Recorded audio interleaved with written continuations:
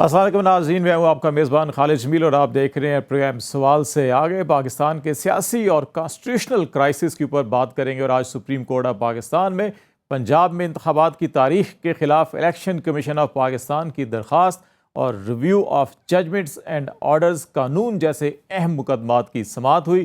سماعت کے آغاز پر چیف جسٹس آف پاکستان کا کہنا تھا review of judgments and orders کی درخواست کو پہلے سنیں گے، جس پر وکیل الیکشن کمیشن نے عدالت سے استدعا کی کہ جب تک عدالت review of judgments and orders کا کیس سن رہی ہے تب تک الیکشن کمیشن کی پنجاب میں انتخابات کی تاریخ پر نظرثانی کی درخواست کو زیر التوا رکھا جائے۔ عدالت نے الیکشن کمیشن کے وکیل کی استدعا منظور کر لی اور supreme court review of judgment and orders case میں وکیل جو درخواست گزار کے تھے ان کا یہ کہنا تھا کہ یہ قانون آئین کے آرٹیکل 10 سے متصادم ہے، جس پر جسٹس منیب اختر نے ریمارکس دیے کہ اگر ایک قانون آئین کی شقوں سے متصادم ہے تو ہرگز یہ قرار نہیں دیا جا سکتا کہ دوسرا قانون بھی خلاف آئین ہے۔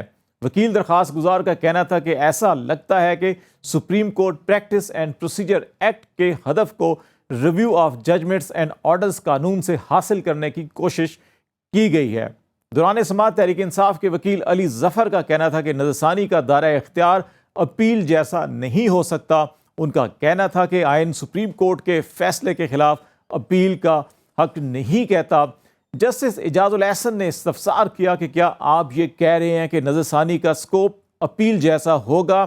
چیف جسٹس آف پاکستان کا کہنا تھا کہ اس قانون کے ذریعے نظرثانی اور اپیل کا فرق ختم کر دیا گیا ہے جو آئین پاکستان فراہم کرتا ہے۔ قانون سازی کے ذریعے سپر اپیل کا درجہ دیا گیا ہے۔ چیف جسٹس پاکستان کا مزید یہ کہنا تھا کہ آپ یہ نہیں سمجھتے کہ یہ قانون بے احتیاطی اور جلد بازی میں بنایا گیا ہے۔ بڑے اہم ریمارکس تھے یہ۔ اس کے علاوہ عدالت نے کیس کی سماعت اب کل 12 بجے تک ملتوی کر دی ہے۔ دوسری طرف پنجاب انتخابات از خود نوٹس کیس پر گزشتہ سماعت کا تحریری حکم نامہ بھی جاری کر دیا گیا، جس کی ڈیٹیل سامنے آ چکی ہیں۔ عدالت عظمیٰ کے تحریری حکم نامے کے مطابق قانون میں خلا ہونے کو انتخابات کی تاریخ نہ دینے کی وجہ نہیں بنایا جا سکتا۔ عدالت عظمیٰ نے اپنے فیصلے میں 3-4 کے فیصلے کے حکومتی موقف کے حوالے سے بھی بڑا واضح طور کے اوپر جو اس کو مسترد کیا ہے، اور تحریری فیصلے میں عدالت کا کہنا ہے کہ 7 رکنی بینچ کبھی تشکیل ہی نہیں دیا گیا تھا۔ جب 7 رکنی بینچ تھا ہی نہیں تو پھر 3-4 کا فیصلہ نہیں ہو سکتا۔ یہ سوال کیسے اٹھایا جا سکتا ہے؟ بینچ کے بجائے صرف ججز کی تعداد پر فوکس کرنا سپریم کورٹ کے 27 فروری کے فیصلے کی پابندی کو توڑنے کے لیے تھا۔ فیصلے بینچ کرتے ہیں، ججز نہیں۔ فیصلے کو 3-4 کا تناسب دینا گمراہ کن ہے۔ یہ سپریم کورٹ کا بڑا اہم یہ فیصلہ تھا۔ تحریری فیصلے میں عدالت کا مزید یہ کہنا تھا کہ اقلیتی فیصلے میں 9 رکنی بینچ کے 27 فروری کے فیصلے کو مد نظر نہیں رکھا گیا۔ عدالت نے اپنے تحریری فیصلے میں گورنر کے پی غلام علی کی جانب سے صوبے میں انتخاب کی تاریخ نہ دینے کے حوالے سے لکھا کہ کے پی میں صوبائی اسمبلی تحلیل کرنے کی سمری پر گورنر نے دستخط کیے۔ گورنر کے پی کا انتخاب کی تاریخ نہ دینا آئینی ذمہ داریوں سے انحراف ہے۔ سپریم کورٹ نے اپنے تحریری فیصلے میں از خود نوٹس کا بھی ذکر کیا ہے۔ اپنے تحریری فیصلے میں عدالت کا لکھنا ہے کہ انتخاب کا کیس عوامی مفاد میں سنا گیا۔ عام انتخابات کا معاملہ 184(3) میں نہیں سن سکتے، اس دلیل سے متفق نہیں۔ 2 صوبوں میں بروقت انتخابات نہ ہونے اور عام انتخابات کے حوالے سے ابہام کے باعث پاکستان میں اس وقت ایسا سیاسی بحران ہے جو تھمنے کا نام ہی نہیں لے رہا۔ سیاسی بے یقینی، عدم استحکام اور حکومت میں شامل اتحادی جماعتوں کی دن بدن گرتی ہوئی ساکھ اس بحران میں مزید اضافے کا سبب بن رہی ہے۔ ایک طرف سیاسی مخالفین کی پکڑ دھکڑ، گرفتاریاں اور مقدمات کی بھرمار ہے، تو دوسری طرف عدالتی فیصلوں کا احترام بھی نہیں کیا جا رہا۔ ملک کی موجودہ سیاسی اور انتظامی صورتحال کو سمجھنے کے لیے مارچ کے وسط میں وزیر داخلہ کی اس گفتگو کو یاد رکھنا ہوگا جس میں کہا گیا تھا کہ سابق وزیر اعظم پاکستان سیاست کو ایسے پوائنٹ پر لے آئے ہیں کہ جہاں ہم میں سے کوئی ایک ہی رہ سکے گا۔ جب ہمارا وجود خطرے میں ہوگا تو پھر ہم نہیں دیکھیں گے کہ کیا جمہوری ہے اور کیا غیر جمہوری ہے۔ اور اگر آج آپ ملک میں حکومتی سطح پر سیاسی اور انتظامی اقدامات اٹھاتے ہوئے دیکھیں تو اس میں صاف نظر آ رہا ہے کہ حکومت ایسے اقدامات کے اندر نہیں دیکھ رہی کہ کیا جمہوری ہے یا کیا غیر جمہوری ہے۔ وفاقی دارالحکومت میں दिन दहाड़े मीडिया कैमरों के सामने सियासी रहनुमा को उस वक्त गिरफ्तार किया जाता है जब वो अदालत से जमानत हासिल करने के बाद इहाता अदालत से निकलता है, मगर पुलिस गिरफ्तारी से इनकार कर देती है। ऐसे हालात में एक सियासी जोड़ तोड़ के बाद नई सियासी जमात को भी जन्म दिया जाता है और फिर हालात साजगार होते हुए दिखाई ना दें तो फिर दुबई और लंदन में मुलाकातों का एहतमाम करके नित नए प्लान बनाए जाते हैं। और ये नित नए प्लान ऐसे वक्त में बनाए जा रहे हैं जब एक तरफ मुल्क की मईशत डूब रही है और दूसरी तरफ पाकिस्तान की माशी शाहरा कराची शहर जो है वो समुद्री तूफान के खतरे से दो चार है। कराची जो कभी मुल्क भर से आए हुए पाकिस्तानियों को रोजगार फराम करता था और जिस शहर में कोई फर्द भूखा नहीं सोता था, उसी शहर कराची के अपने नौजवान अब बेरोजगारी का शिकार हैं। गैलेप पाकिस्तान और प्राइड के ताज़ा तरीन सर्वे के मुताबिक कराची में बेरोजगारी की शरह 11% से तजावज़ कर चुकी है।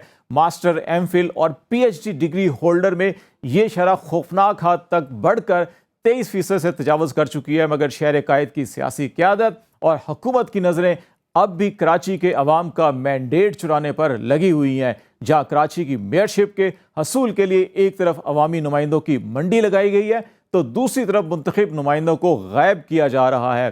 दूसरी जानब आज भी मुल्क की इस्तेहकाम के लिए हुकूमत की चाल मुर्गे की एक टांग जैसी है। आज भी हुकूमत सियासी और माशी इस्तेहकाम के लिए मुल्क की एक बड़ी सियासी जमात के कायद से बात करने को तैयार नहीं। जो सियासतदान होने के नाते गुफ्तगू करने पे यकीन नहीं रखता, अपने मुखालफ सियासतदानों के वजूद को तस्लीम करने से इनकारी था। वो ये कहता था कि मैं अपने मुखालफ सियासतदानों से बात करने से पहले बेहतर मर जाऊं। वो जो है वो फितना जब आप अल्लाह के फजल से जो है वो अपने अंजाम को पहुंचा है तो बाकी जितनी भी जमातें हैं, वो इस्तेहकाम पाकिस्तान हो, वो पीपल्स पार्टी हो, वो पीडीएम की जमातें हों, सबके साथ आपस में बात हो सकती है, होनी। पाकिस्तान के इसी सियासी, माशी और आइनी जो सूरत हाल है, इसके पस मंज़र के अंदर आज 2-3 बुनियादी सवालात हैं जिस पर हम बातचीत करेंगे। हमें इस गुफ्तगू के इस हिस्से में हमें ज्वाइन कर रहे हैं शुएब शाहीन साहब, जो Islamabad high court bar association के साबिक सदर भी हैं और मारूफ कानूनदान हैं, सुप्रीम कोर्ट में भी वकालत करते हैं। और उनके साथ साथ जहांगीर जदौन साहब जो एडवोकेट जनरल इस्लामाबाद हैं, वो भी हमें ज्वाइन कर रहे हैं। दोनों मेहमानों का बहुत शुक्रिया। शुएब साहब, आपसे बातचीत शुरू करते हैं कि पाकिस्तान के अंदर एक मुसलसल हम तसलसल के साथ देख रहे हैं कुछ अरसे के साथ कि कानून और आइन की अमलदारी के अंदर हमें रुकावट नज़र आती है कि अदालतों के फ़ैसले होते हैं, अमल दरामद नहीं होता। मुलज़मान की ज़मानतें होती हैं, इहाता अदालत के अंदर से या उनके दरवाज़ों से उनको अरेस्ट कर लिया जाता है और फिर ना सिर्फ अरेस्ट किया जाता है बल्कि फिर जो इदारे अरेस्ट करते हैं वो तमाम मीडिया में नज़र आ रहे हैं कि अरेस्ट करने वाले कौन है, लेकिन फिर वो तरदीद कर देते हैं और कहते हैं कि कोई गिरफ्तारी नहीं की गई। इस वक्त जो ये जो एक स्टेट ऑफ बिजनेस बना हुआ है इस वक्त हुकूमत का, इसको आप किस नज़र से देख रहे हैं? मैं समझता हूँ कि ये बदकिस्मती है हमारे मुल्क की कि हम एक इतनी माशी अबतरी से गुजर रहे हैं, मुआशरती अबतरी से गुजर रहे हैं, पॉलिटिकल अनस्टेबिलिटी है, खाने को हमारे गरीब आदमी के पास पैसे नहीं है, डिफ़ॉल्ट के करीब हम पहुँच चुके हैं, माशी ब्रेक डाउन हो चुकी है। और अच्छा, जो चीज़ें हम ठीक कर सकते हैं कम से कम वो तो ठीक करें।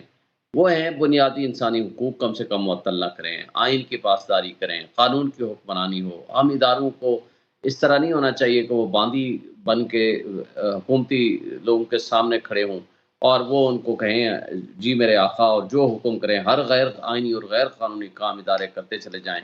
ये बड़े अफसोस की बात है और हमें दुख है इस बात का कि अदालतें ज़मानत देती हैं, आप अदालत के अंदर से गिरफ़्तार कर देते हो, अदालतों का कोई खौफ नहीं है। कानून की हुक्मरानी तो दूर की बात है, रियासती ये दहशतगर्दी है। रियासती इदारे अगर आइन और क़ानून की पामाली करेंगे तो फिर मुझे बताएं आम आदमी से हम क्या तवक्को रखेंगे कि वो आइन और क़ानून के मुताबिक चलेगा। कानून की पासदारी अगर हमारे रियासती इदारे नहीं करेंगे, और जिस तरह आप सामने आप देख लें 5-5 दफ़ा अदालत ने रिहाई कराई, जब तक उन्होंने आके प्रेस कॉन्फ्रेंस नहीं की उन लोगों को रिहाई नहीं मिली और अदालत ये कहने पे मजबूर हुई कि जनाब अगर आपको रिहाई असल में रिहाई चाहिए तो जाओ एक प्रेस कॉन्फ्रेंस कीजिए और आप बरी ज़िम्मा, ना वकील की ज़रूरत, ना अदालत की ज़रूरत, ना कानून की ज़रूरत, ना उसमें गवाह की ज़रूरत, ना ट्रायल की ज़रूरत। तो अफसोस की बात है आज भी अली साई को जिस तरह उठा लिया गया।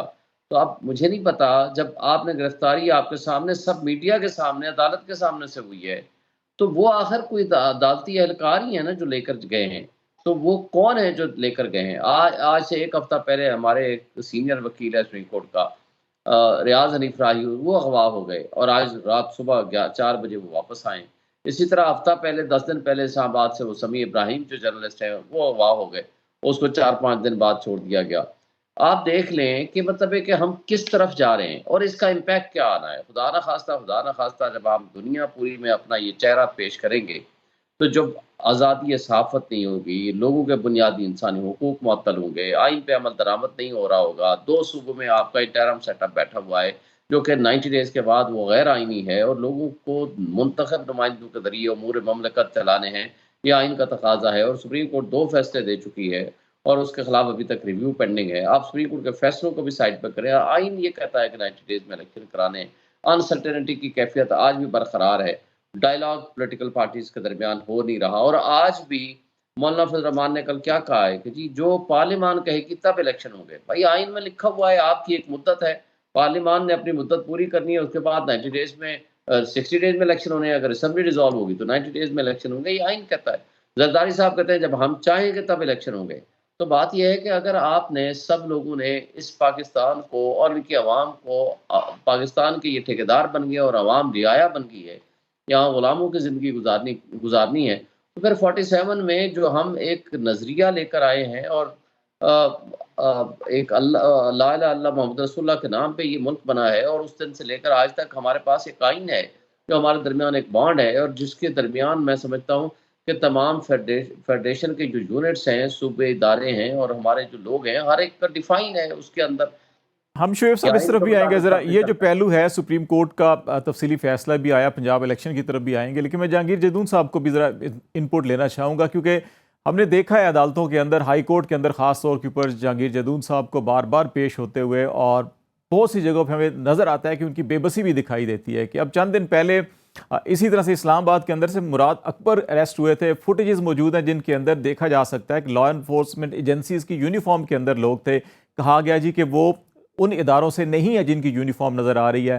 آج جو ہے کہ جو جوڈیشل کمپلیکس ہے اس کے دروازے سے اسلام آباد پولیس کی یونیفارم میں لوگ ہیں اور اینٹی ٹیررسٹ اسکواڈ کی یونیفارم کے اندر میں لوگ ہیں جو علی افضل سائی کو اریسٹ کر کے لے کے جاتے ہیں، لیکن پھر تھوڑی دیر بعد اسلام آباد پولیس کی طرف سے ایک سٹیٹمنٹ جاری ہوتا ہے کہ نہیں ان کو گرفتار نہیں کیا گیا، اور لیکن ابھی تک پتہ بھی نہیں چل رہا کہ وہ کدھر ہیں۔ تو جہانگیر جدون صاحب، یہ جو سٹیٹ ہے اس وقت بنی ہوئی ہے، سچویشن ہے، آپ کیا سمجھتے ہیں کہ واقعی قانون اور آئین کی عمل داری ہے یا مائٹ از رائٹ کا جو اصول ہے اس وقت وہ چل رہا ہے یہاں اسلام آباد پاکستان میں؟ قانون کی عملداری ہونی چاہیے اور قانون سے بالاتر کسی کو نہیں ہونا چاہیے۔ تو اگر کسی کو گریوینس ہے اسٹیٹ سے یا کسی اسٹیٹ کے ادارے سے، تو اگر وہ اس کے پاس فوٹیج ہے، اس نے دیکھا ہے کون اریسٹ کر رہا ہے، تو آبویسلی ان کے پاس لیگل کورس ہے۔ لیگل کورس کے علاوہ تو ہم وکیل یا آپ لوگ یا ہم کوئی بندوق تو نہیں اٹھا سکتے، نہ کوئی ایسا زبردستی ہم کام کر سکتے ہیں۔ تو ہمارے پاس یہی کام ہوتا ہے کہ ہم قانون کا جو عدالت کا دروازہ کھٹکھٹاتے ہیں، تو اس میں ریلیف بھی ہمیں ملتا ہے، بعض اوقات ایک جگہ سے نہیں ملتا، دوسری جگہ سے مل جاتا ہے۔ تو اس طرح اتنا مطلب مایوس نہیں ہونا چاہیے۔ اگر یہ کہتے ہیں کہ کوئی بندہ غائب ہو گیا ہے تو اس کا یہی طریقہ ہوتا ہے نا، اگر بندہ غائب ہوتا ہے پھر ہم جا کے عدالت کو کہتے ہیں جی کہ آپ بلائیں کس نے غائب کیا ہے، کہاں پہ غائب کیا ہے، تو فائنلی کچھ نہ کچھ ہمیں مل جاتا ہے اور آؤٹ کم ہو جاتا ہے۔ ویسے تو کوئی بھی میں کوئی اس کی کسی کی حمایت نہیں کرتا، کوئی ڈسپیرنس کسی بھی انفورس ڈسپیرنس ہو یا اس کے بندے کا ویئر اباؤٹ نہ پتا ہو، تو یہ ہمارا آئین اجازت نہیں دیتا۔ بندے کو اگر کوئی ایجنسی اریسٹ کرتی ہے کسی کیس میں تو 24 آور کے اندر اس کو عدالت کے سامنے پروڈیوس کرنا چاہیے۔ یہ میری بالکل ایز پر لا، ایز پر کنسٹیٹیوشن کمٹمنٹ ہے، اور ہر بندہ یہ چاہتا ہے کہ اگر اس کے خلاف کوئی کسی ایجنسی میں یا کسی بھی جگہ پہ اس کے خلاف کوئی ایف آئی آر ہے، کچھ اس نے کوئی آفینس کیا ہے، کرائم کیا ہے، تو he must bring before the court, اس میں کچھ دو رائے نہیں ہے۔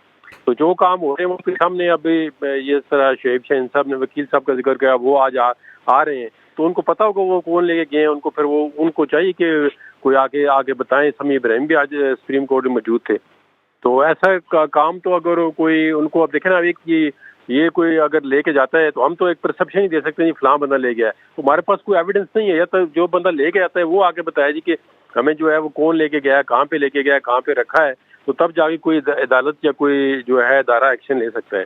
جب وہ بندہ جو ہے وہ نہیں بولتا یا نہیں کرتا، ابھی دیکھیں نا بندے پریس کانفرنس کیوں کرتے ہیں، آگے دوسری پارٹی میں کیوں شامل ہوتے ہیں؟ انہیں تو کسی مشکل کے وقت اسٹینڈ کرنا چاہیے. اور ان کا لیڈر ایک ہی رٹ لگائے ہوئے جی کہ میں اگر بات چیت کروں گا تو ایک ہی بندے سے کروں گا جس کا نام آرمی چیف ہے. کبھی ہوا کہ کسی پولیٹیشین نے خود کہہ رہی تھی کہ جی اپوزیشن کا کیا کام ہے کہ آرمی چیف سے بات کرے. کبھی کبھی لگتا ہے ایسے ہے کہ شاید سیاستدان بھی یہ سمجھتے ہیں کہ قد کا سرچشمہ کوئی اور ہے جس کی وجہ سے بار نہیں جانا چاہیے. بالکل پرنسپلی نہیں ہونا چاہیے بالکل ایسا. لیکن جہانگیر صاحب جب ایک تواتر کے ساتھ میں ایگری کرتا ہوں کہ مایوس نہیں ہونا چاہیے. جی جی پلیز. دیکھیں یہ ابھی انہوں نے کہا جی آئین کی عملداری نہیں ہے. تو جب ہم خود ہی آئین کی عملداری نہیں چاہتے, اب ہم کیوں چاہتے ہیں کہ چلے مان بھی لیا ایک منٹ کے لیے کہ طاقت کسی کے, بھائی طاقت تو قانون اور آئین میں اندر ہے. آپ یونائٹڈ ہو, ایک پولیٹیشین جو ہے ایک head of the political party وہ چاہتا ہے کہ جو ہے وہ پولیٹیکل لوگوں سے میں ڈائلاگ نہیں کرنا چاہتا. میں اسی طرف لانا چاہ رہا تھا, لیکن ایک بنیادی کویشچن ایک اور ہے جس کے بعد پھر ہم اس طرف آ جاتے ہیں پولیٹیکل ڈائلاگ کے اوپر بھی.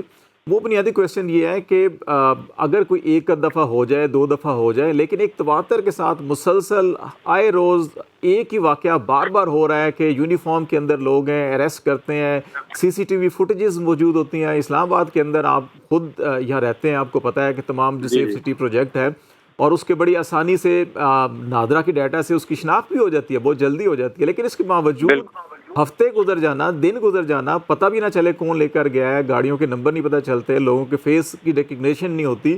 تو اسلام آباد جیسے شہر میں اگر یہ قانون کی حکمرانی کا عالم ہے تو پورے پاکستان میں کیا ہوگا؟ کہ اتنے تواتر کے ساتھ مایوسی نہیں ہے, لیکن یہ سوال تو ضرور اٹھتا ہے کہ اتنے تواتر کے ساتھ ایک طرح کے واقعات کیوں بار بار ہو رہے ہیں اور پہچان بھی نہیں ہو پا رہی؟ نہیں دیکھیں ابھی جو یہ والا ابھی آپ نے ذکر کیا تھا تو اس میں جو دیکھیں نا ہمارے پاس جو لا انفورسمنٹ ایجنسی ہے جو کاغذ کے اندر ہے, جو کرمنل پروسیجر کوڈ کے اندر ہے, جن کو کاغذوں کے اندر ہم لا سکتے ہیں وہ ہے پولیس. پولیس کا ذکر ہے قانون کے اندر, پولیس رول کے اندر, پی پی سی کے اندر, سی آر پی سی کے اندر. تو وہ ایک ایجنسی ہوتی ہے جس کو ہم کہہ سکتے ہیں کہ آپ عدالت کہہ سکتی ہیں, ہم عدالت کا دروازہ کھٹکاتے ہیں تو کہتے ہیں. اب لاسٹ ٹائم میں جب ہم نے یہ پولیس والے آئے تو انہوں نے کیٹاگوریکلی اسٹیٹمنٹ دی کورٹ کے اندر کہ جی یہ ہماری یونیفارم میں ہمارے بندے نہیں تھے. تو انہوں نے ایف آئی آر بھی دے دی اس پہ. انہوں نے کہا جی جو بھی بندے آئے ہیں کوئی کسی بھی جگہ سے آئے ہیں جو ان نون تھے تو ان کے خلاف ایف آئی آر پولیس نے باقاعدہ انویسٹیگیشن ہو رہی ہے اس کیس کی. تو اگر دیکھیں نا آپ مثال کے طور پر یہ تو آپ پریزیوم ہی کر سکتے ہیں نا کہ جی ایک بندہ اگر رینجر کی یونیفارم میں تھا تو وہ رینجر نہیں تھا, یا کسی اور یونیفارم میں ہے تو وہ اس ادارے کا بندہ نہیں تھا. تو اس کے لیے اب ہمارے پاس جو میکانزم ہے, جو ہمارے پاس اسٹیٹ فنکشنری ہے, وہ عدالت کے ذریعے پولیس ہی ہے. کیونکہ ہمارے پاس پولیس کے علاوہ تو اور کسی کتاب میں کوئی آپ مجھے بتا دیں کوئی ایجنسی کا ذکر ہی نہیں ہے. رینجر بھی اگر کام کر رہے ہیں تو وہ پولیس کی کمانڈ میں کر رہے ہیں, پولیس ان کو بلاتی ہے. اور اگر بہت سیریس سچویشن ہو جس طرح اسلام آباد کے اندر تھی ابھی وہ اٹھ کے ہے 245 کے اندر, اگر ہم آرمی کو بھی بلاتے ہیں تو اس کی بھی جو کمانڈ ہوتی ہے وہ سول ایڈمنسٹریشن کے پاس ہوتی ہے. وہ ایکٹ اینڈ ایڈ کرتی ہیں سول ایڈمنسٹریشن, وہ ڈائریکٹلی انوالو نہیں ہوتی, نہ ہی ان پہ کوئی ایسا لا اپلیکیبل ہوتا ہے. کیونکہ جو ہماری ایڈمنسٹریشن ہے اسلام آباد کی, آئی جی پولیس اور جتنے بھی دوسرے ادارے ہمارے ایڈمنسٹریشن کے, وہ انہی کو عدالت کہہ سکتی ہے کہ بھائی یہ کام کرو, اس کا کام کے اندر کوئی انویسٹیگیشن کرو, یا کوئی اندر بندہ مسنگ ہے تو وہ کہاں گیا ہوا ہے اور وہ کنسرن تھانے کا. اگر ان کو ایسی فوٹیج نظر آ رہی ہیں تو یہ عدالت میں جا کے صبح پیش کریں, ان پہ کوئی رکاوٹ نہیں ہے. عدالتیں بعض کا دیکھیں آج کل رات کو بھی انٹرٹین کرتی ہیں پٹیشنیں, اور ایک مطلب ان کو پی ٹی آئی والوں کو تو سب سے زیادہ ریلیف مل رہا ہے, لیکن ابھی بھی ایک آدھے گھنٹے میں ریلیف ملتا ہے ان کو. بہت سی چیزوں کے اوپر ابھی بہت سے کویسچن مارک آتے ہیں. ذرا شعیب شاہین صاحب کی طرف چلتے ہیں. جو بنیادی نقطہ میں اٹھانا چاہ رہا تھا ایک اور, وہ یہ ہے کہ پاکستان کی سیاست کے اندر ہم نے دیکھا ہے کبھی لندن پلان ہوتا ہے, کبھی جدہ پلان ہوتا ہے, کبھی جو ہے کہ دبئی پلان آ جاتا ہے. پاکستانی سیاست کے اندر جو پارلیمانی سیاسی فورم ہے اور پارلیمنٹ ہے اور سیاسی فورم اے پی سیز ٹائپ کی چیزیں ہوتی ہیں, اس کے اندر مسائل حل نہیں ہوتے, اور ہم ہمیشہ جو ہے یا بیرون ملک جو ہے بیٹھ کے تمام اپنے پلانز بنا رہے ہوتے ہیں, یا ملک کے اندر بھی جو ہے کہ ہماری نظر کہیں اور ہوتی ہے جس کو ہم طاقت کا سرچشمہ سمجھ رہے ہوتے ہیں. ابھی جدون صاحب نے بھی نشاندہی کی جس طرف. شعیب صاحب, کیا اس سے ہم کوئی چھٹکارا حاصل کر سکتے ہیں کہ سیاستدان اگر خود بیٹھ کر مسائل حل نہیں کریں گے پارلیمانی اور سیاسی فورمز کے اوپر, تو پھر بات جو ہے کہ وہ ملک سے باہر جائے گی یا ایسے عناصر کے ہاتھ میں چلی جائے گی شاید جو جمہوری رویے یا سوچ نہیں رکھ سکتے, جس کا نقصان الٹیمیٹلی سیاسی جماعتوں یا پارلیمانی نظام کو ہوتا ہے؟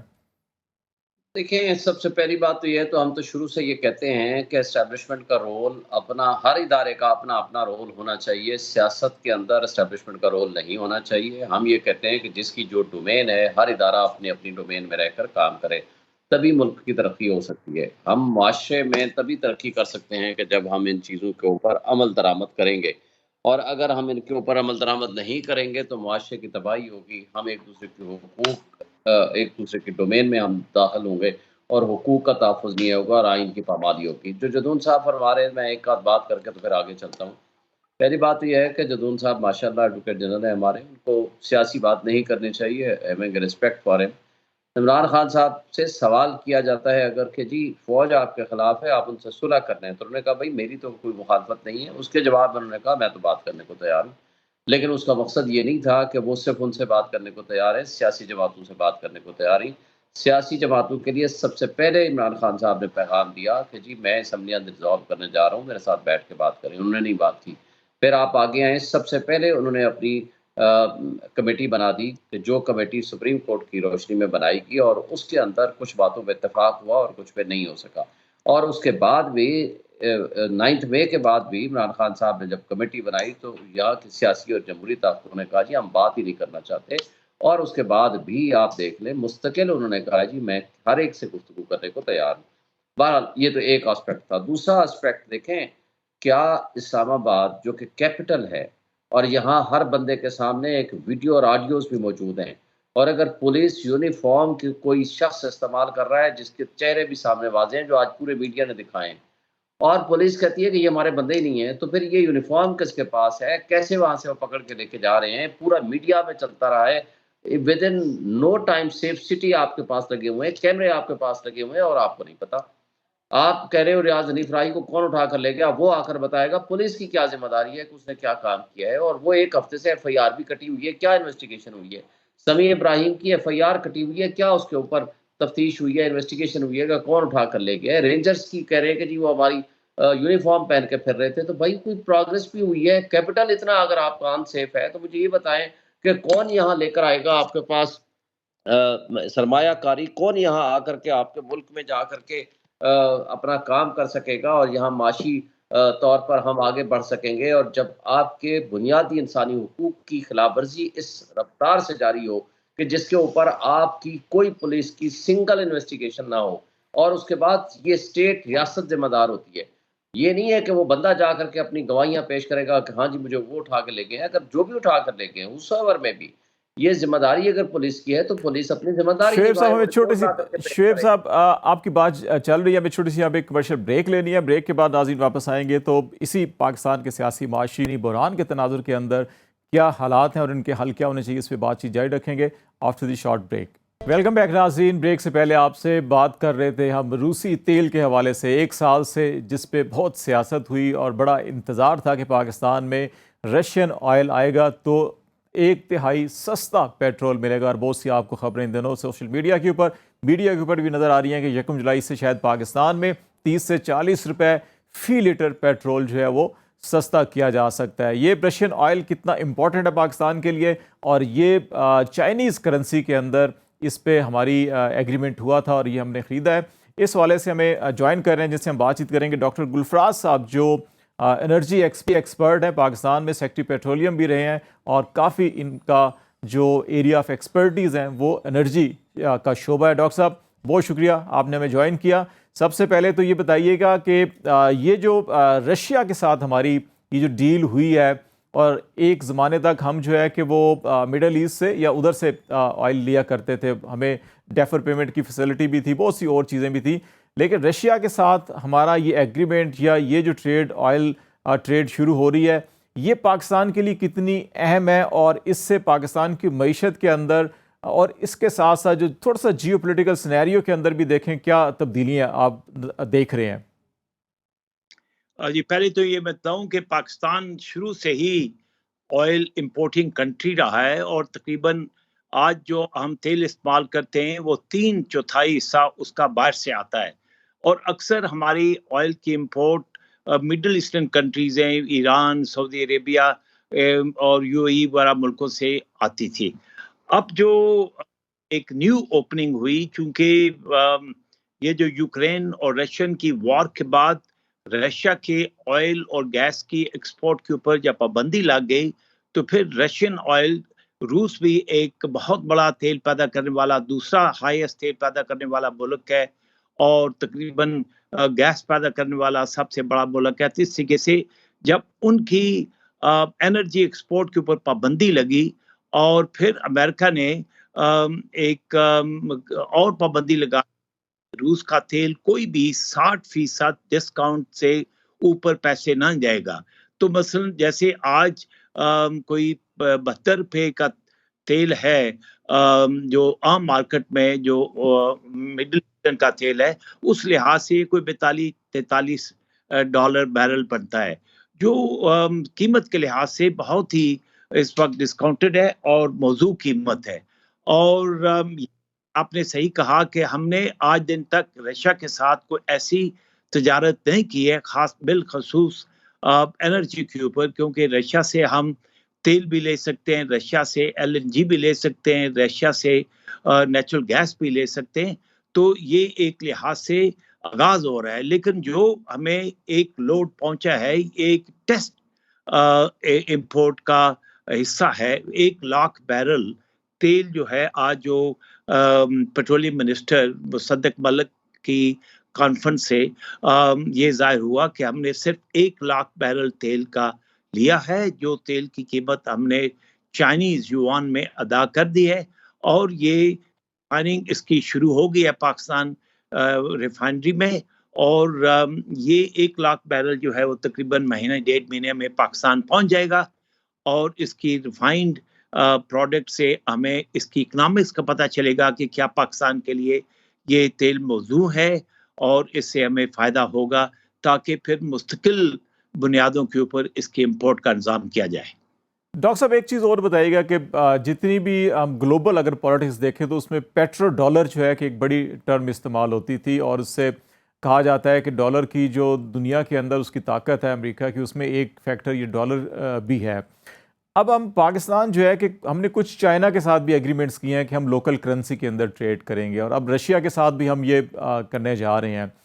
ये बताएं कि जो इंटरनेशनल पॉलिटिक्स है वो कितनी इफ़ेक्ट डाल सकती है पाकिस्तान के ऊपर, और जो हमारा ट्रेड जो टेक्सटाइल ये बाकी सेक्टर है, यूरोप की तरफ, अमेरिका की मंडियों की तरफ है, हमारी जो एड है वो भी ज़्यादातर हम जिन ममालिक से, जिन इदारों से लेते हैं, उसके अंदर भी यूरोपीय और अमेरिकन इन्फ्लुएंस बहुत ज़्यादा है। तो क्या इस सारे सिनेरियो के अंदर वो एलिमेंट हमें असरअंदाज कर सकता है मनफी एतबार से, और इसके जो पॉजिटिव नेगेटिव अगर इसके हम फ़वाइद या नुकसानात देखें तो वो आपकी नज़र में क्या होंगे? देखिए जी, पहली बात तो ये है कि आज दिन तक यानी इस साल के शुरू होने से पहले दुनिया पूरी में तेल की सारी तजारत जो है वो डॉलर्स में होती थी। वो वही एक वजह थी डॉलर के इतना ज़्यादा अहमियत हासिल करने की और सबसे ज़्यादा फ़हाल करेंसी बनने की।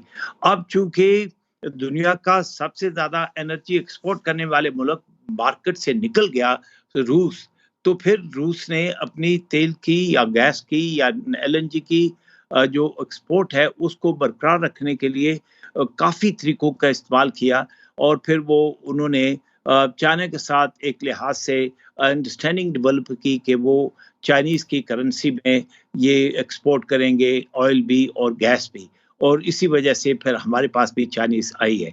तो चूंकि डॉलर जो है एक बहुत ही ज़्यादा महंगी करेंसी है, और पाकिस्तान के ऊपर इस वक्त जो माली दुश्वारियाँ हैं उसमें डॉलर की कमी है, और चूंकि पाकिस्तान का एक्सचेंज रेट इतना ज़्यादा एडवर्स हो चुका है, मसलन 1 साल 1.5 साल में ये दुगना हो गया, जहाँ पर 150 पौने 200 रुपए कीमत थी डॉलर की, वहाँ पर ये 300 से क्रॉस कर गया है। और उस तनासब से हमारे कर्जे जो हैं बढ़ गए हैं, क्योंकि हमारे कर्जे डॉलर में हैं, लेकिन हमने आमदन तो लेते हैं पाक रुपीस में, तो हमें दुगने पैसे अभी जमा करने पड़ेंगे डॉलर के कर्जे देने के लिए। डॉक्टर साहब, एक चीज़ और आपसे पूछना चाहूँगा कि हमारे पास अभी 2-3 मिनट है, मैं चाह रहा हूँ वो भी हम इशू डिस्कस कर लें कि पाकिस्तान की, आपने खुद अभी कहा कि 3/4 ऑलमोस्ट 80% जो हमारी एनर्जी है रिक्वायरमेंट वो इम्पोर्ट के ज़रिए पूरी होती है, और जो इस साल हमारा करंट जो इम्पोर्ट बिल है ऑयल सेक्टर का वो भी तकरीबन 13 अरब डॉलर का है। तो अगर हम लोकल करेंसी के अंदर इस किस्म की ट्रेड को इंक्रीज़ करते हैं तो आप क्या समझते हैं कि कितना इंपोर्ट बिल हमारा जो है वो कम होगा, और जो इस वक्त एक्सचेंज रेट डॉलर का बड़ा हाई जा रहा है, क्या ये भी नीचे आ सकता है? देखिए जी, पहली बात ये है कि अगर हम ऑयल, ज़्यादातर ऑयल हम नॉन डॉलर करेंसी में खरीद सकें तो फिर हमारे एक्सचेंज रेट के ऊपर प्रेशर कम हो जाएगा और हमारा रुपी गेन करना शुरू कर देगा। और मैं ये आपको बताऊं कि जैसे हमारी इकोनॉमिक्स की हालात ऐसे हैं कि हम ये 14 अरब डॉलर का तो ज़रिए मुबादला हमारे पास है ही नहीं है, जिससे हम तेल या और एनर्जी के जो LNG है या नेचुरल गैस है उसको हम हासिल कर सकते हैं। अगर ये ना हुआ तो फिर हमारी एनर्जी इंडस्ट्री के ऊपर क्रिपलिंग इफेक्ट होगा। पहले ही उसके ऊपर बहुत बड़ा इफेक्ट हुआ है, हमारी ज़राअत के ऊपर होगा, हमारी मसनूआत के ऊपर होगा, हमारी अपने तर्ज ज़िंदगी के ऊपर होगा। तो इसलिए मेरे ख्याल में इस वक्त पाकिस्तान की माली हालत पतली होने की वजह से हमारे लिए कोई और रास्ता नहीं है, शायद ये कि मैक्सिमम एनर्जी हम नॉन डॉलर करेंसी से हासिल करें। डॉक्टर साहब एक चीज़ और बता दीजिएगा कि रशिया के साथ हमने ट्रेड शुरू की, इवन देन के सैंक्शंस की बात हुई, अमेरिका से दबाव बहुत ज़्यादा था। ईरान के साथ हम उस तरीके से, जो बिल्कुल हमारा नेबरिंग कंट्री है और हमारी इस वक्त भी दो सूबों के अंदर बहुत सी इनफॉर्मल ट्रेड हो रही है ईरान के साथ, लेकिन हम फॉर्मल ट्रेड, हाँ वो एनर्जी सेक्टर हो, गैस का हो, पेट्रोलियम सेक्टर हो, वो क्यों नहीं कर सके? अमेरिकन प्रेशर या UN का प्रेशर है उसकी वजह से? अभी भी तो हम कर रहे हैं रूस के साथ। बिल्कुल सही कहा आपने कि ये जो कुछ भी हम पाकिस्तान ईरान के दरमियान होता रहा है वो हमने अमेरिकन एक दायरे कार के अंदर रहते हुए किया, और जो चीज़ अमेरिकन को मंजूर नहीं थी हमने नहीं की। मिसाल के तौर पर जो गैस पाइपलाइन है उसके ऊपर कभी हमने कोई पेशरफ्त नहीं होने दी, क्योंकि उसके ऊपर अमेरिका के सैंक्शन। लेकिन अब चूंकि पाकिस्तान को भी अमेरिका की तरफ से मेरे ख्याल में ये बावर किया गया है कि अगर पाकिस्तान तेल लेगा रूस से तो वो 60% डिस्काउंट से ज़्यादा कीमत नहीं देगा, तो वो तो हमारे लिए एक फ़ायदेमंद चीज़ है, हम 60% से ज़्यादा क्यों देंगे। लेकिन जहाँ तक ईरान का तल्लक है, पिछले दिनों में सुनने में आया था कि ईरान के साथ बार्टर ट्रेड का आगाज़ हो चुका है। मेरे ख्याल में इस वक्त पाकिस्तान की जो इकॉनमी है उसकी बका के लिए हमें ये सारे रास्ते ढूंढने चाहिए, और अमेरिका को भी बावर कराना चाहिए कि हमारी इकॉनमी की हालत देखो, अगर हम इनके साथ बार्टर ट्रेड कर सकते हैं तो हम वही चीज़ लेंगे जिसकी हमें ज़रूरत है। तो हमें ज़रूरत है बिजली की, जो ईरान से हम इंपोर्ट कर सकते हैं, हमें ज़रूरत है पेट्रोलियम प्रोडक्ट्स की, हमें ज़रूरत है गैस की। उनके पास LNG फरोख्त करने के लिए नहीं है लेकिन गैस है, तो इस तरीके से स्थिति के LPG भी उनके पास है जिसकी हमें सख्त ज़रूरत है। तो मेरे ख्याल में हमें वो तमाम आइटम्स लिस्ट करके अमेरिका को पहले बताना चाहिए कि पाकिस्तान की बका के लिए एनर्जी हमारी इकानमी को बहुत ज़रूरी है। डॉक्टर साहब बहुत शुक्रिया आपका। डॉक्टर गुलफराज अहमद साहब हमारे साथ कर रहे थे, और रशियन ऑयल के हवाले से, और इस वक्त जो बहुत सी सोशल मीडिया के ऊपर खबरें भी चल रही हैं, आपने देखी होंगी, कहा जा रहा है जी कि ये रशियन ऑयल टैंकर जो है कि ये शिप इंडिया आई, इंडिया से दुबई, दुबई से फिर पाकिस्तान आई, और इसको इंडिया के साथ जोड़ा जा रहा है। लेकिन हमारी बहुत से लोगों के साथ बातचीत हुई थी, उनका ये कहना है कि ये ओमान, और ओमान से पाकिस्तान इसको शिफ्ट किया गया, लेकिन इंडियन पाकिस्तान ने, क्योंकि अभी तक रशियन के साथ हमारी इंटरनेशनल ट्रेड नहीं थी और इंश्योरेंस के कोई स्ट्रक्चर नहीं था,